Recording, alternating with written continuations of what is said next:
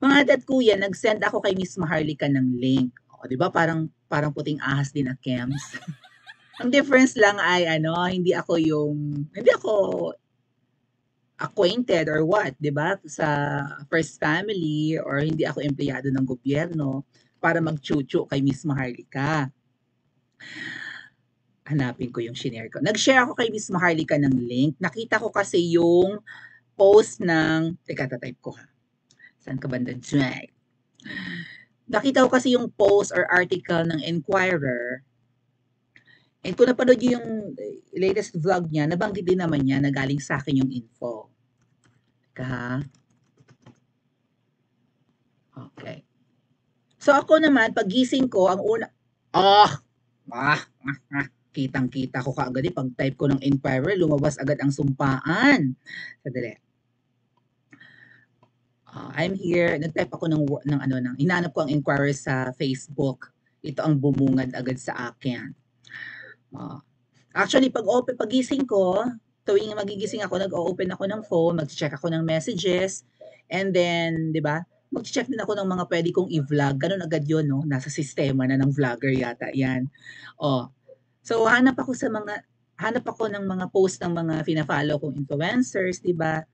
Or maybe mga political personalities, ganyan. Itong bumungad sa akin, sponsored itong article na, sharp edges. So, parang kuts pa, double blade. Ayun siguro ang ibig sabihin nila. May audacity si Miss Maharlika na maging double blade. Sharp edges yung title ng opinion ni Jake Maderaso. Maharlika, political influencer or political turncoat? Ikaw baga talaga influencer or dapat kang i-follow ng mga tao sa opinion mo sa, di ba, sa kalakaran ng politika sa Pilipinas o isa kang traidora? Yun ang sinasabi ng article ng Jake Maderaso. Sharp edges. So, double blade nga. Parang ganon. Sabi ko, anong Maharlika ang tinutukoy? Malamang, influencer. Sino ba ang influencer ng Maharlika? Shinare ko to kay Miss Maharlika, no? So, mamaya panoorin natin yung video niya.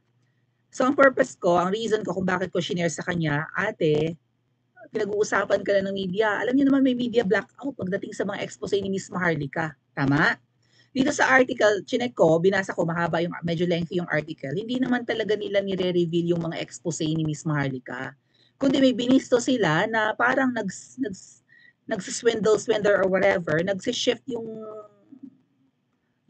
alignment ni Miss Maharlika or what, na bumabatikos, grabe mang balahura sa first family, particularly sa Royal Queen.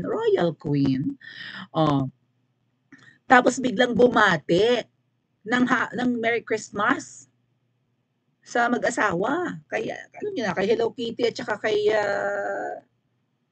Queen B. Queen Valentine or Queen Butong. Bahala kayo dyan. Si Queen dami yung pangalan. Bakit ganun? Parang nagsishift si Miss Maharlika, di ba? Grabe balahurain, tapos biglang bumati ng Merry Christmas. Luma pala yung video, and yung video na yun ay for your eyes only ng isang puting ahas. Mamaya rin pupuntahan yung puting ahas. Dito muna tayo sa article. So sabi ko, Miss Maharlika, pinag-uusapan ka rin ng media, iniiwasan kasi Kasi nga, di ba? Sa post nga ni Mrs. na hindi ko na mahanap, sabi niya, nagkamali kayo na feature niyo si Miss Maharlika. Although ang purpose nitong or maybe yung objective nitong article na ito ay ilaglag si Miss Maharlika dahil nga quotes pa, double blade, balimbing, traidora, yun na turncoat, ayun nga, nasa title mismo. Ay magiging iba yung magiging iba yung resulta ng pag-feature ng Inquirer kay Miss Maharlika. First time kasi medyo rin ako, di ba, na surprise din ako na may isang Inquirer na i-feature si Miss Maharlika sa kanilang article. May isang media. Hindi nga binabanggit si Miss Maharlika walang masyadong vlogger, mga ate at kuya, na may kilala kayong vlogger, lalo political vlogger na napapabalita sa mainstream? Wala. Well, naranasan ko. Sa mga bago lang dito, naranasan ko. Kinabahan ako ng bonggang-bongga. Baka ako ma-cyber libel. Oo, tapos sinatakot pa ako ng mga pinklawan, mga ate at kuya, na baka talagang vlog now, kulong later, sabi ng mga bumabati ko sa akin. Afraid ako ng mga time na yon. Yung nangyari kay Liza Soberano na na-red tag daw. Kasi 'di ba nag-vlog ako niyan na si Liza nag-guest sa parang online conference or something, online program ng Gabriela Youth. May parang may gano'n, may pautot, may pa-online conference or something yung Gabriela Youth na alam naman nating makakaliwa. Tapos habang tumatakbo yung kanilang program, yaya sila ng yaya ng mga kabataan, "Join na kayo sa'min." Ang guest namin si Liza Soberano, gano'n. Tapos si Liza nga nag-ano do'n, nag-speech. I think nasa New York yan siya, nasa Melrose, California yata si Liza no'n, if I'm not mistaken, kasi pandemic eh. Pandemic nangyari yun. So, online yung kanilang conference. Nag-guest si Liza, so nagamit siya ng makakaliwang grupo para magyaya ng mga panibagong miyembro. Nagpapalakas kasi yung makakaliwa kasi humina sila during PRRD. Sabi ko, Liza, hands off our children. Hindi mo ba alam na yung sinalihan mong program na yan or online conference ay programa ng mga makakaliwa at nagagamit ka para makapagyakag pa. O na-red tag ko daw si Liza, tinawag ko daw NPA si Liza.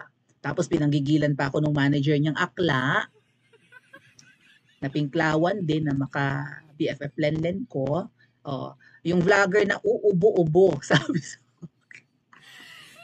mabuti na lang, 'di ba? Nagsalita nung si General Parla din na, let's not red tag Liza. She's not a member of the NPA. Not yet. Sabi ni General Parlade na ng NTF-ELCAC, 'di ba? Pero wala na siya sa NTF-ELCAC eh. Hindi pa siya miyembro. Ang word ay hindi pa.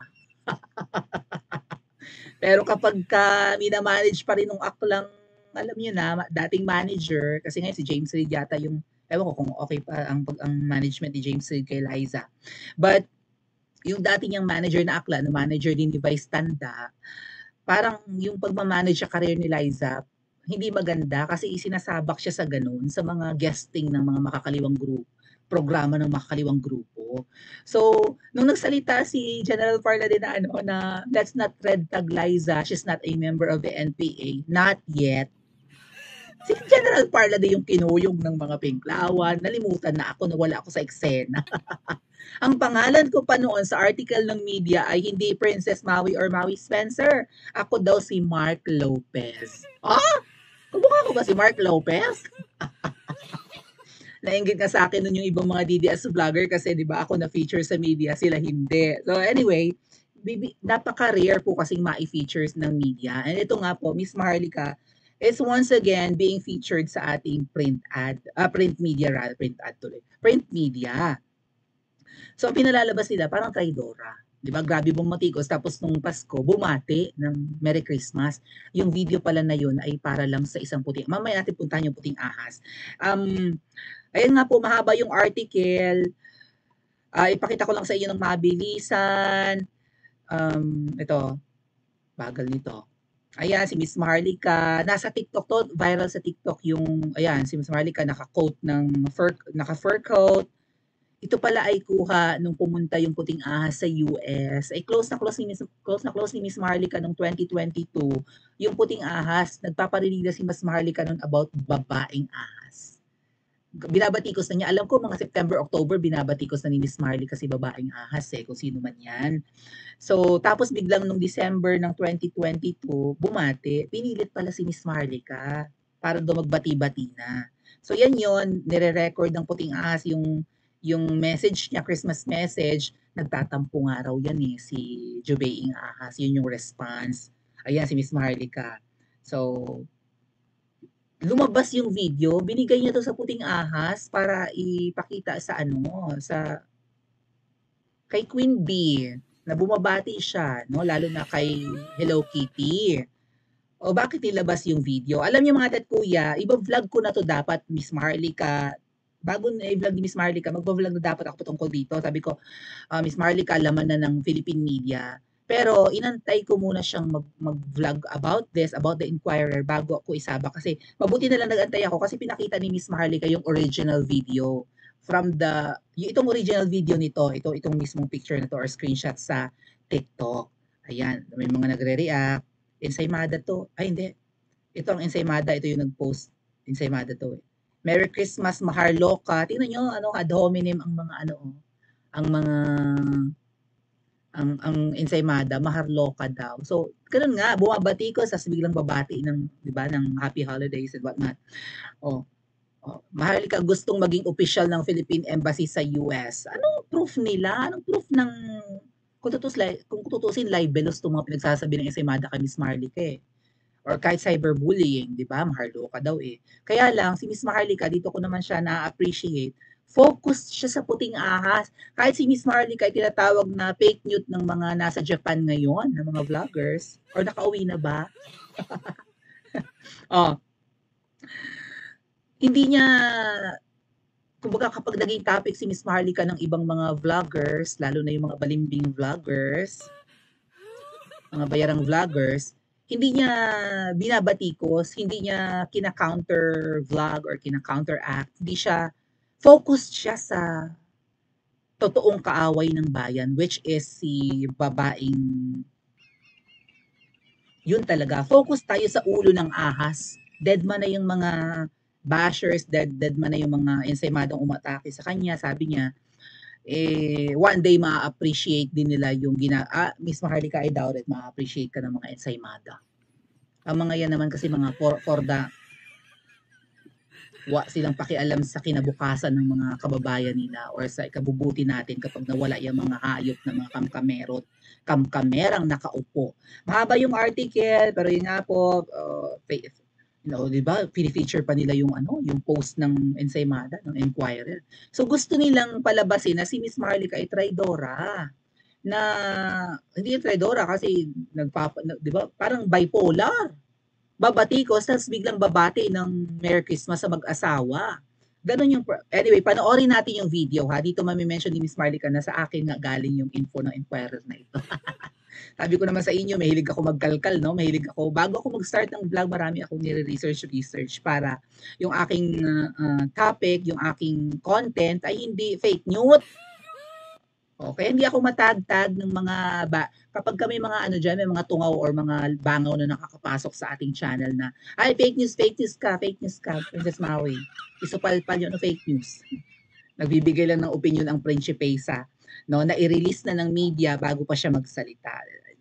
Ganyan po kasi para maging safe right? Ang isang vlogger, para hindi rin matag as purveyor of fake news, bago ka magsalita, make sure na may mga nauna na. Kumbaga parang secondary source nyo na lang ako kasi may primary source na tayo. Actually, tertiary na ako Ang media, meron na silang primary source. Ang media ang usually secondary. Okay? Ang mga primary source, pwedeng mga libro, ganyan, di ba?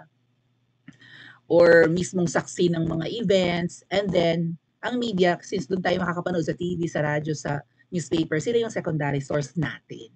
And since secondary source ko na ang media, tertiary na ako, pangatlo nyo na akong source, di ba? Sa mga ganap-ganap. So, pakinggan natin si Queen Boljakera sa kanyang reaction dito sa, actually, fake news yun yung nasa Enquirer. Fake news yun laban sa kanya. Pero pakinggan po natin siya dito, and then mamaya natin pag-usapan yung pagbaligtad na Loka Akes. Yung link na shinare ko, nagluwal ng, nagluwal ng mas mga nakaka-amaze na mga info. Yan po ang kamalian ng mga ng mga puting ahas. Huwag kayo magkakamaling maging traidor kay Queen Boljakera. Marami siyang bala laban sa inyo. Huwag niyong uunahan kasi lalo kayo ang mas maraming, 'di ba? Kayo ang mas maraming kalokohan. Huwag niyong simulan. Di ba gano'n? Mga anak talaga ng mas malalalang pasabog. Huwag niyong unahan yung pagpapasabog sa bagong taon at mas maraming bala ang Queen Boljakera. Let's listen to her, mga ate at kuya.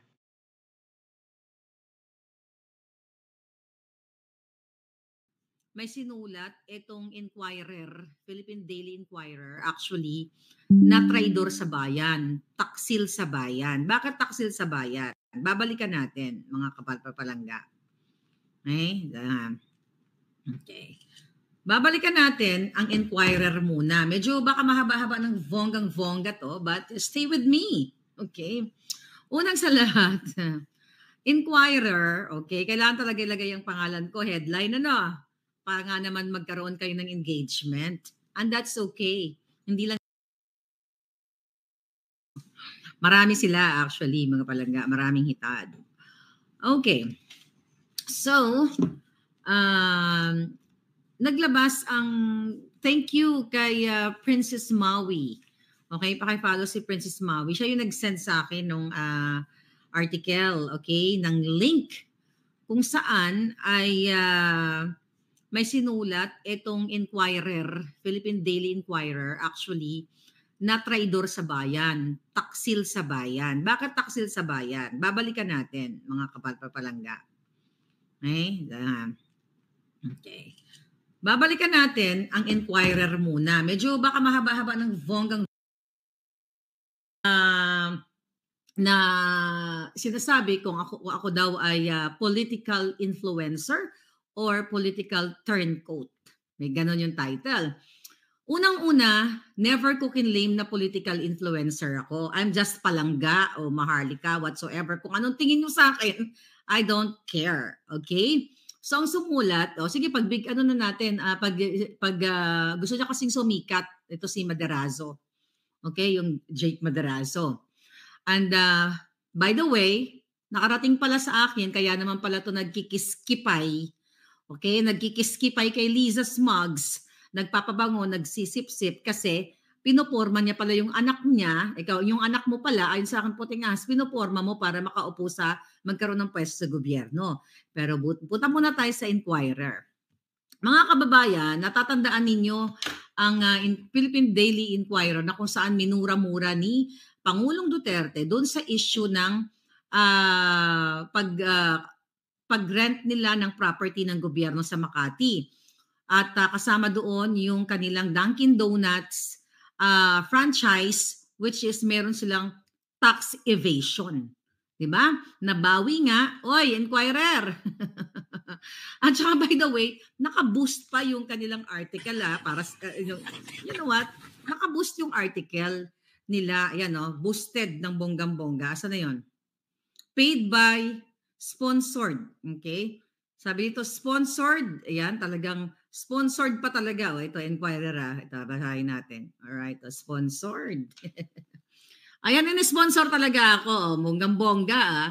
Anong ibig sabihin doon? Bakit kailangan nilang ibayaran o sponsor o may sponsor yung kanilang article? Siyempre, para mataas yung reach. Diba? Para maabot na si Maharlika is ganito, ganyan. Kasi the intention is very Liza Smugs. Para i-discredit ako or character assassination. Diba? Ganon naman yung mga tira. And that's part of the game nila. That's not my game, but that's your game. Okay? Ngayon, balikan natin si itong issue dito nga sa plunder case, okay? O pagnanakaw nila sa kaba ng bayan. That's way of pagnanakaw sa bayan nang hindi ka nagbabayad ng buwis. Ang sabi ni Pangulong Duterte dyan, kinuha ko yung kanyang previous, that this was 2018. Sabi ni Duterte dito sa owner, okay, sa may-ari ng Philippine Daily Inquirer, ang Dunkin Donuts at iba pang mga kanilang pag-aari ng pagnenegosyo, sabi niya, akala nila walang katapusan. Okay? Itong hindi pagbabayad ng, ito na lang, basahin ko na lang dito. This is Bilyonaryo Bilyonaryo, August 4, 2018. Duterte on Dunkin tax evasion, mile-long plunder. Akala ng mga proyekto, wala ng katapusan. Kaya sabi ni Duterte, akala nila wala ng katapusan. Sino nga naman ang akalaing manalo ko? Alright? In August 2017, the Prietos were forced to leave the 2.9 hectare mile-long property in Makati City, which Duterte claimed they had been leasing for a pittance from the government since the martial law years. Ibig sabihin, nagbabayad, ang binabayaran nila katiting, okay? 5-5 lang siguro, barya-barya lang, na supposedly hindi ganon.